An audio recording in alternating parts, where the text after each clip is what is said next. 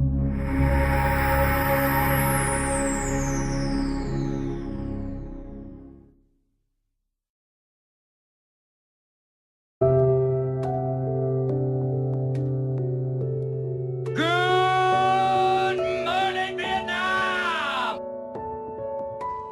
don't know how much value I have in this universe, but I do know that I made a few people happier than they would have been without me. And as long as I know that, I'm as rich as I ever need to be. We read and write poetry because we are members of the human race, and the human race is filled with passion. Medicine, law, business, engineering, these are noble pursuits and necessary to sustain life. Poetry, beauty, romance, love, these are what we stay alive for. Death is not the enemy, gentlemen. If we're gonna fight a disease, let's fight one of the most terrible diseases of all, indifference. I do voices. People call these things imperfections, but they're not. Oh, that's the good stuff. And then we get to choose who we let into our weird little worlds. Jeannie, I'm gonna miss you. Me too, Al. No matter what anybody says, you'll always be a prince to me. Hello and welcome to this month's For Real Movie Club. August 11th, we saw the tragic passing of a comedic legend, Robin Williams. So as the earth mourned a little bit, heaven got a little bit funnier. And tonight for For Real Movie Club, we will be covering 4 of the iconic films that Robin Williams starred in. And joining me tonight on the panel is Fanboys Anonymous owner, CEO, the man, Anthony Mango. Hey, everybody, what's going on? We will be joined later by, hopefully, other panelists here on the For Real Movie Club. I know the time difference, and it's Labor Day weekend. I can understand why there's not too many people rushing. And it's also a very sensitive topic because it was, in fact, Robin Williams, who is a man that was very much so a part of our life. So before we get started, I'd like to share a few moments with you about why I feel Robin Williams was he was one of a kind. When it comes to Robin Williams, he has always been there significantly through our childhood and through our adulthood. And you'll see by the movies we cover now, from 1989 with the Dead Poets Society all the way up to 1997 with Good Will Hunting, there's so much variety of what he did in between because Hook and Mrs. Doubtfire fell between those two. So, Tony, what's your favorite moment of Robin Williams? You know, I think it's hard to pinpoint the best Robin Williams moment because he's kind of all over the place all the time. And, you know, you can get a great moment one after another and then lose track of one that he did 5 minutes ago. Something that's really odd with Robin Williams and something that I didn't even realize until I started rewatching these movies in preparation for this podcast was just his presence in general. I'm watching these movies and I'm forgetting the fact that he's now passed away. I'm sitting there thinking to myself, well, what's the next movie that he's going to be doing? And that happened actually almost in every single one of these movies that we were watching. There's just something about him where he had this overwhelming presence, and it was in everything that he did, where he could steal the spotlight, and it wouldn't be in a way where he was demanding the attention. It was just that people gravitated towards him, and that's my overall take away from Robin Williams. Isn't any particular moment, it's just his ability to control every moment. Joining us now on the For Real Movie Club is Eddie Siqueira. Did I say it right? Yeah, am I late? No, it's cool. We just get started. Right now what we're doing is we're sharing our favorite Robin Williams moment before we jump into the actual movies. Okay, cool. So it's up to you now. Tony just went, so we're going to head and what was your favorite Robin Williams moment overall? You know, I can't really pick one, but if I have to off the top of my head, it's like I really, really dug something about Bicentennial Man, which is weird because, you know, it's not a comedic role per se, even though he makes a few jokes here and there. But there was something about he brought credibility to the notion of, you know, what is allowed to be considered life and what is not. He plays an android that fights to be recognized as an actual human being, and throughout the whole movie, you're just wondering, like, his performance goes from being robotic to organic. And I think that whole piece of film just shows just how much Robin Williams could do dramatically. Even though it was considered a family movie and all that, it was somewhat at times criticized. There was something almost too real about his performance. Like, he really believed in it. He was almost a method actor in a way, which was not even really his style. Mm-hmm. So that performance really stood out for me. For sure. And like you said, what you'll see throughout the For Real Movie Club tonight is the ranges that Robin Williams has done, sparking our childhood memories into going to great Oscar-nominated and Oscar-winning roles for the work that he had done throughout his life and time. So the first movie that we will jump into here on the For Real Movie Club is The Dead Poets Society, one of the most integral movies that I think if you've gone through any kind of literary class in high school, you've seen it. Dead Poets Society is a 1989 American drama film directed by Peter Weir and starring Robin Williams. Set as the conservative and aristocratic Welton Academy in the Northeast United States in 1959, it tells the story of an English teacher who inspires his students through his teaching of poetry. The film was critically acclaimed and was nominated for numerous awards. So to give you some facts before we jump into the movie and start discussing it, Robin Williams was nominated for Best Actor in a Leading Role. It won Best Original Screenplay for the Academy Awards. Peter Weir was also was nominated for Best Director, and it was also nominated for Best Picture. It won the Best Foreign Films in the Caesar Awards, as well as the David Di Donatello Awards in Italy, and it was nominated for Outstanding Directorial Achievement in Motion Pictures in the Directors Guild of America, and it was nominated for multiple awards in the Golden Globes, as well as the Writers Guild of America.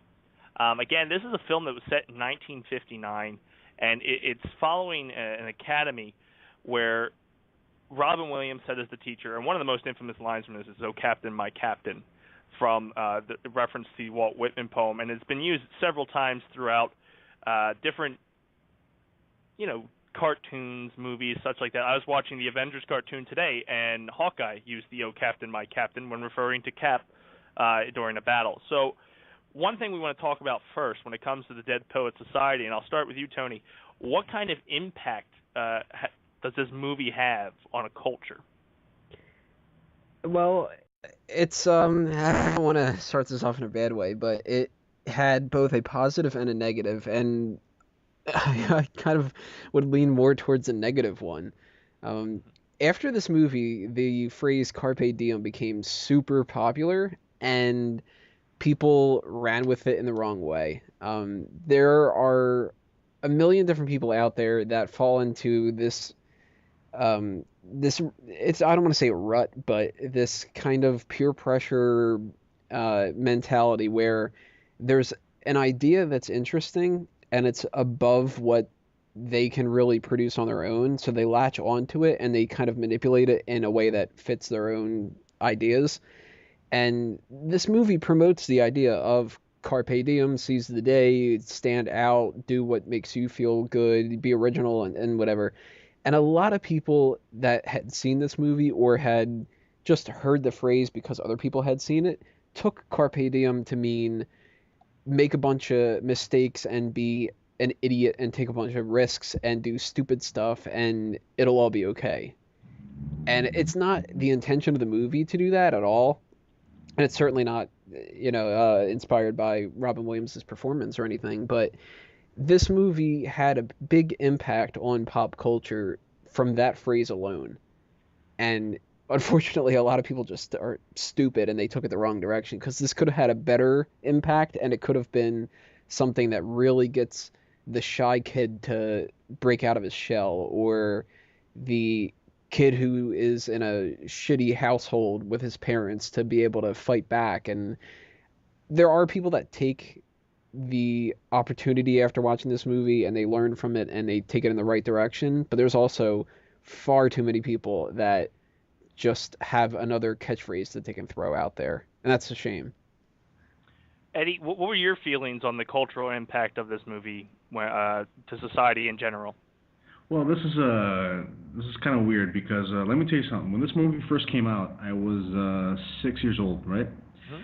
And my parents kept going on and on about this movie. Oh, Dead Poet Society. Oh, what a great movie. Whenever they were with other, friends of theirs, they'd be discussing the movie, and all I'd hear was like blah blah blah blah blah, Dead Poet Society, blah blah blah blah blah blah blah, rabble rabble rabble, Dead Poet Society.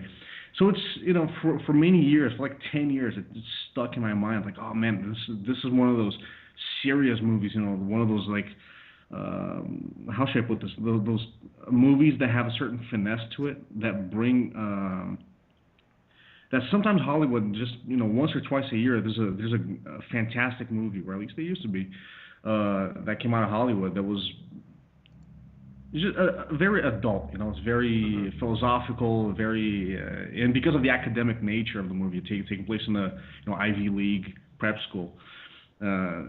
Everything seemed very mythical about it. So when I finally watched it about 10 years ago, I was like, wow, this is a great movie. So I was very philosophical back then as well. When you're you're in your late teens, start thinking about life and all that stuff. And yeah, that movie really, it had that impact on me. But I realized that all I saw was the Carpe Diem thing. Yeah. And I was like, oh, I get it. Now I know why people say Carpe Diem once in a while. Like, it made sense. And I was like, yeah, but they're not really grasping the concept of, improve yourself and everything that's around you. Like question authority because, things are meant to change and things aren't meant to stay the same all the time. And that's what you saw in the system. That's what you saw in that school. You saw that in, what was the name of the school? Welton? They call it Health. Yeah, they call it Helton in the movie as a joke. Yeah, that's what they saw in that school. They saw this antiquated, like cobwebbed old mentality, and then the Carpe Diem thing was like, let's take this and grow with it and make it something else, something better, something fresher, something new. And they were fighting against that, and in the end, they didn't necessarily change anything. Which I thought was hilarious because in real life all you see is YOLO, So you see, so yeah, I go with Tony. The cultural impact was the Carpe Diem phrase, and I think like most great fine things in life, only a few people really understood the movie. For sure, and to stick on the point of the legacy for a little bit of this movie, like you mentioned, you were 6 years old when this first came out. Personally, I was 1. I wasn't even old, maybe not even 1, maybe a couple months old. I know Tony was young. And at least to me, I wasn't exposed until high school. And I didn't enter high school until 2003 and then onward. So being introduced way after, almost a decade later after it. And like you had made a reference that Carpe Diem, seize the day, was a huge thing when this movie first came out. And now it's, unfortunately, YOLO because of the new age terminology. Do you think, as like a learning tool for Dead Poet Society, and I'll point this question to you first, Tony, do you feel that this is a good tool to use within especially since you kind of have a teacher's background when it comes to it, for students to use, to view that this is key for helping them grow as students? I would. There are those pitfalls of people taking it the wrong way, but that's going to be the individual, and that's kind of your responsibility as a teacher to direct them to make sure that they don't. And then if they still do, well, every kid starts off being perfectly fine, and then they're raised to become thieves and murderers and whatever like that. So you can't take all the negative credit for yourself. But I think if I were to become an English teacher like I had originally planned, I probably would end up showing these students in mine this film, because it's something that can speak directly to a lot of different kids in a way that you can't really accomplish by speaking directly to them. It means something when a teacher says something to you and tries to tell you different things of how to live your life, but it means another thing if you come to the conclusion yourself. And movies have a way of kind of bridging the gap between that. They tell you what you want to learn, but then you convince yourself that you've already learned it on your own. And watching a movie like this for somebody who is maybe about like 14 or so. They're right at that cusp of sort of becoming an adult, but really impressionable and not exactly knowing where they're going to go in life. If you show them a movie like this, they're going to run with it. And that might be that little kick that gets them to do the thing that they were too shy to do. Bringing it to somebody in the film itself, the character of Neil, I think is what his name is, he decides that he wants to be an actor. And Dace knows this himself because he and I went to the same high school. We were a part of the plays.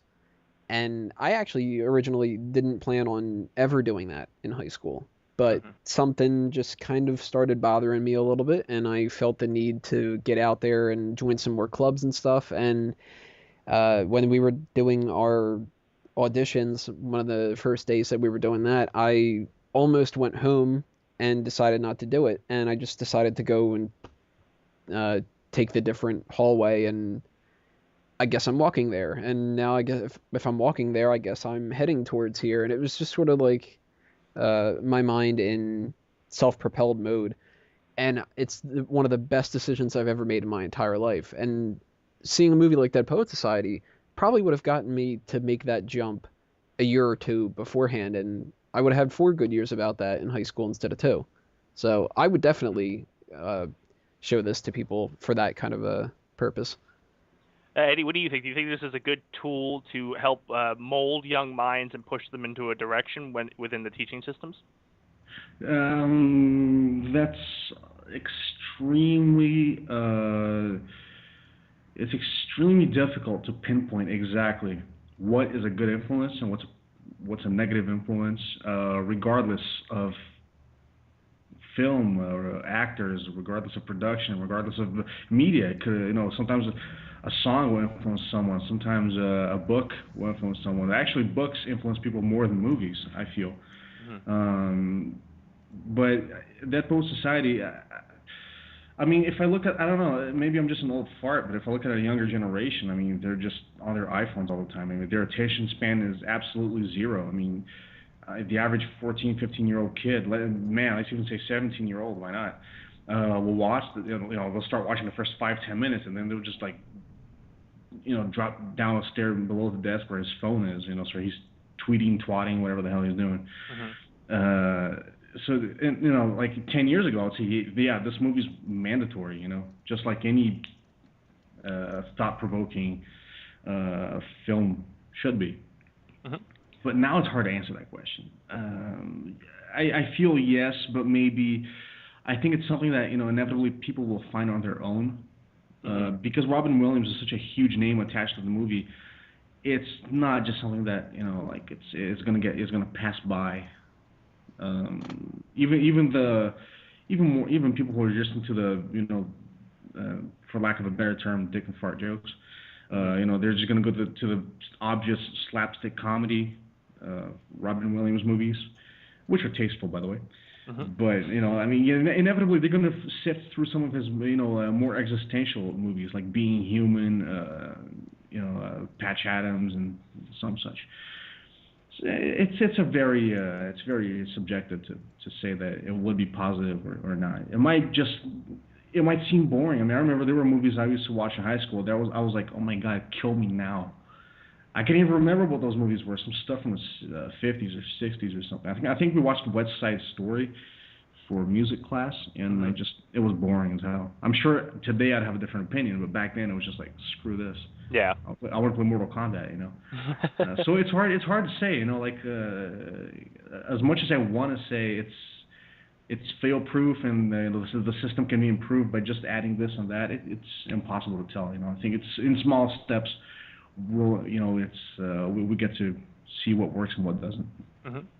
To give some facts to our listeners out there, the release date for this movie was June 2nd, 1989. Its runtime is about 128 minutes, and the budget was $16.4 million, and it brought in about $235 million.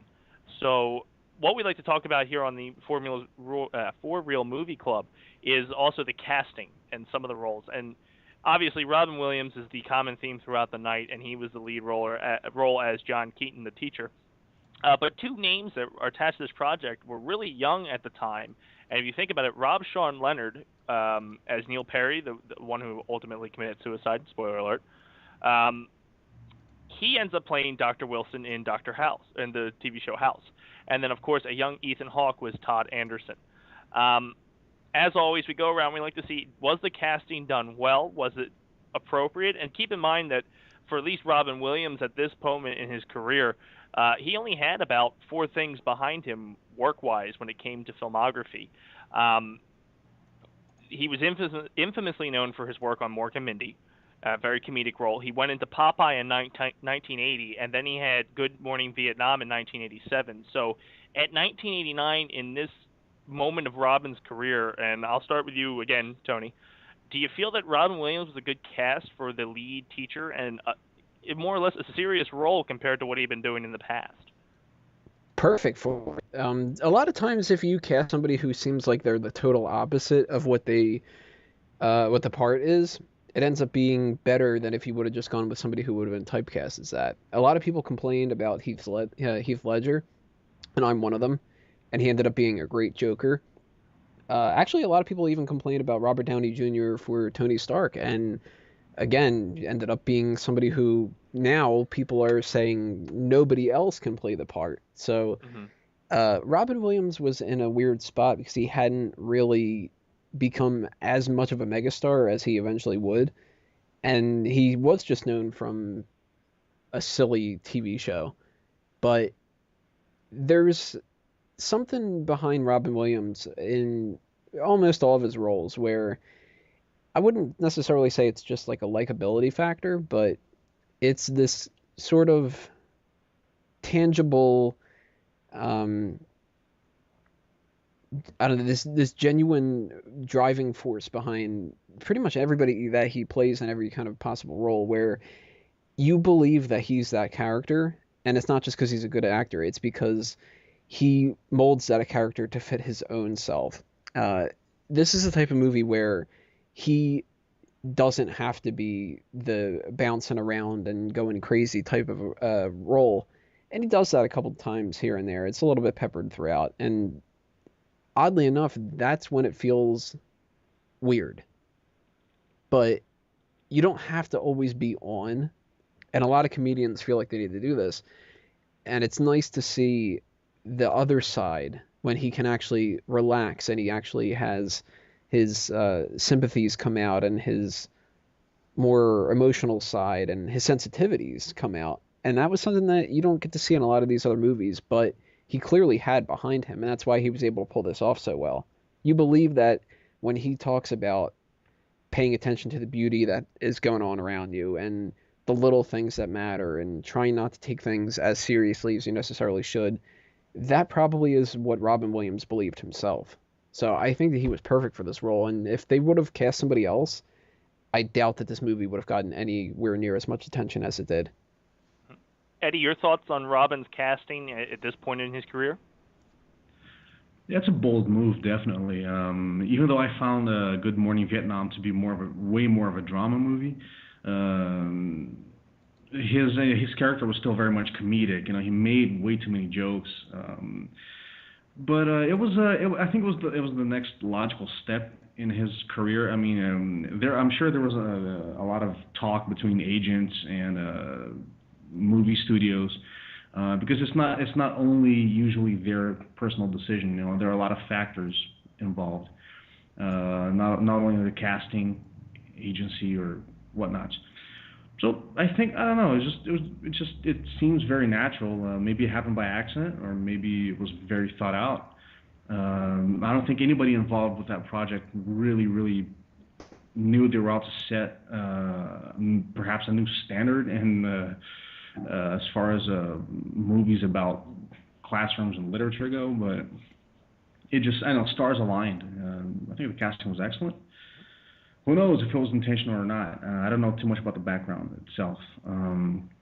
Otherwise, I'll just say that it was still. I don't find Robin Williams' performance to be necessarily phenomenal or anything, but he brought a very simple character, you know, very simple guy who knew his shit. he really knew his stuff. With just a few sentences, he just hooked all the kids' attention, and that was very important. He brought that credibility, as simple as it was. So that's what made the performance really good. When it comes to the rest of the cast, for the most part, most of them are relatively have minor successes here and there. Like I said before, Ethan Hawke is a big name that was in this, as well as Robert Sean Leonard, who played Neil Perry and would go on to play Wilson in House. When it comes to watching this film, is there anybody, and I'll shoot this to you first, Eddie, that you would recast, didn't really fit the movie, and kind of killed the mode or vibe? Nope, not at all. I think everything was fine. Like I said, stars aligned. I think the movie became a standard, something to look up to, at least for filmography of the late 80s. And what I like the most is that, I don't know what it is, maybe, I romanticize about the past a little bit sometimes. Like, for instance, when I look at my parents, I think, my God, when my dad was my age, he was already, doing this and that, and I'm just a kid next to him, compared to him. Sometimes I look at, the actors were portraying kids in the 50s, 60s, right? 59. And, there you go. I knew I was on the cusp. But, there's some sort of maturity about, young men back then. I don't know what it is. Correct me if I'm wrong, but they're less about, again, here I come with the subject, dick and fart jokes. Mm-hmm. There was more of a seriousness in everything they did back then. Sure, there were the pranks, there were the jocks that that punched the dude in the middle of the movie because he kissed his girlfriend. The cast is great. I wouldn't touch a thing. I think Ethan Hawke did a great job. I think the what's his name? Robert Sean Leonard. Robert Sean Leonard, there you go. Yeah, it's 3 names in one. It's hard to remember that. So, no, why change anything? It was great. Mm-hmm. Tony, your thoughts on the casting? Anything that you would fix, or is it just as is good? No, I think everybody did their job the way that they should. I don't know if maybe some of the people you could have just replaced them with somebody else and it would have made no difference. A lot of them, there's probably other people that could have played the parts, but looking back on this, you wouldn't need to change. It's not like there's anybody who comes up short. Mm-hmm. The only other thing, this isn't a casting thing, but this is maybe just who to hire, that I would change would be whoever did the music. I don't know who it necessarily was. I didn't catch that when I was paying attention to the movie. Mm-hmm. But I think that the choice of the music in the movie is a little bit odd. And if they were going to replace anything, it wouldn't be any of the actors. I think that maybe a little change in music would help. But then again, it works too. Everybody sort of either does their job admirably or good enough. So it comes out with a good movie in the end, and that's all you can really ask for. So I probably wouldn't change a thing. Probably not even the music, now that I'm thinking about that. Well, no, let me add something real quick. Okay. I agree. There's a part, I think the first time when the guys go to look for the cave, there's this really cheesy 80s synth kind of thing going on.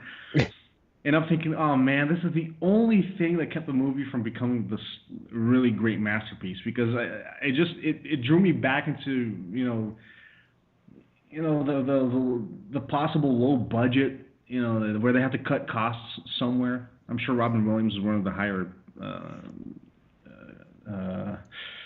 fees of the movie.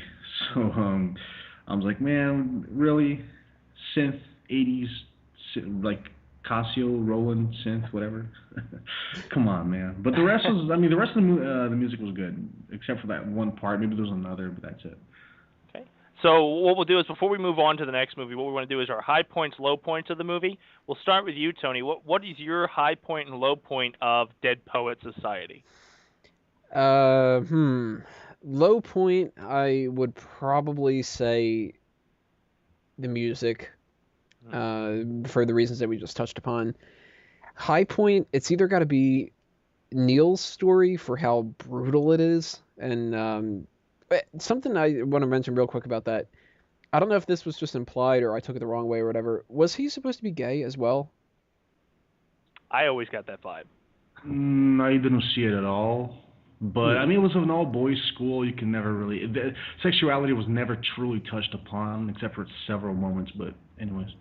But I really liked that story, but if I wouldn't give it to that, then it's got to be the Nuwanda character.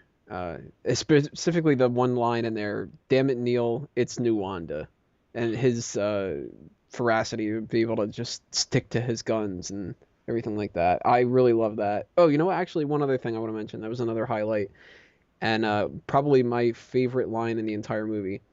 When Nuwanda, the character, ends up doing that whole fake phone call from God, and Keating's character says, "If it had been collect, it would have been daring." That was awesome. I love that. Eddie, what were your high points, low points, and final thoughts of Dead Poet Society? Well, I'm a big, anti-establishment kind of guy. Like, not an anarchist or anything. I just, far from that. I really fucking hated school. I really did, And then I grew up with the whole, the parents saying, if you don't get good grades, you're gonna die. If you don't. So, I mean, I got it. I mean, I understood. I mean, they weren't serious about it. I mean, they cared for me. They wanted me to succeed and have a comfortable life. They didn't want me to, be a starving musician. Oh man. Anyways, I really, Neil's story. When I forgot his dad's name, Red Foreman. RoboCop, Clarence from RoboCop. What's his name? Kurtwood Smith. There you go. Yeah, I think he's just a typical kind of like old-fashioned dad that won't take any craps. Eat your, do your homework. Pray to God, eat your vegetables and that kind of stuff. And that's, I don't know, it strikes a chord with me. I didn't grow up like that, but just for some reason, I really feel for those kind of kids that had really brutal parents. I remember this one kid in my class, he got a B+ or something like that in some social studies test back in 5th grade. 5th grade, a fucking kid. And he just looked at me like, man, I'm grounded. I'm like, well, what are you talking about? You're like a straight A student. This is a fluke. You usually get he got like a 98%. He got one question wrong, and he said no. My parents said if I didn't get 100%, I was grounded. I was like, oh, dude, that's fucked up. I was like, I'm glad I'm getting my D's and C's, because if I was getting F's, I'd be grounded. But the thing is, every one of those kids has, one way or another, they're really trapped in a cage. A lot of times you think, oh, they have opportunities, they have this and that. Man, the human condition, it just makes you want to fight against anything that seems wrong to you. So, these guys, sure, to you, they look comfortable and they're rich and they'll all become doctors and lawyers, but so what? There are a lot of different issues at hand. A lot of psychological pressure, I think, was it Ethan Hawke's character that was really, really shy? Yeah, it was him, because then Keating makes him, do some freestyle poetry, on standing up in class. Mm-hmm. And, so I was just looking at these kids. I'm like, man, these guys, they have it rough. It's like that's what I enjoyed. I enjoyed the fact that they transitioned from these, kids that were buckling down to like Neil. He just said, no, screw this. I'm becoming an actor. Mm-hmm. I was like, wow, that's really great. They're taking these freedoms. I mean, we don't understand that. In the 90s. 2000s, we literally can do whatever the hell we want, but back then it's even the social class, Paris Hilton, she's a whore and she's great for it. But back then, back in the 50s, she'd have to be this perfect madam, tending to her husband and the kids and all that, and so everything was really in the mold. Mm-hmm. And you really see it in the movie. I think they did a great job portraying that. As far as low point, I don't know what the hell's wrong with me, man. I'm in some sort of rut, but I wish there was some sex. just regular, I don't even need to see tits, just a little, even missionary would have done it. I'm glad that's for this movie and not like the next one, which is Hook. But Oh, Jesus Christ, man. I'm not that messed up, man. You are. Before we finalize Dead Poet Society, on a scale 1 to 10, Eddie, what would you rate the movie? Hang on, let this crazy dude. Can you hear the car outside? A little bit. Yeah. This is Fast and the Furious 8 me shot right now or something. I'll give it an 8. Okay. I'll give it a good 8. I think I'm not giving it a 10 because at times I just felt like the movie could have been even more philosophical, I suppose. You know, sometimes Keating is just there as a catalyst of sorts, and then he just disappears. A little more Keating would have been cool. Maybe an extra 10 minutes into a few extra scenes in the movie would have been great, and some sex. Then the music was just a little. I mean, that was like, oh man. So, but I'll give it an 8. It's definitely a good movie. And Tony, what would your rating be, 1 to 10? I'll actually go a little bit lower and give it a 7. I think one more rewrite of the movie probably would have bumped it up to maybe an 8.5, but they never did that rewrite, and it could have tightened up a couple things, made things run a little bit smoother, maybe add some more lines to different characters, and maybe flesh out Ethan Hawke's character a little bit more. But it's a good movie. It's just not a movie that you can pop on whenever you're up for it, you know? Mm-hmm. Okay, for those of you that are listening live, our next film we'll be going to is Hook. For those of you listening on our re-established YouTube channel, woo! Yeah, about time. Woo! Make sure you click onto the next video as we go into Hook.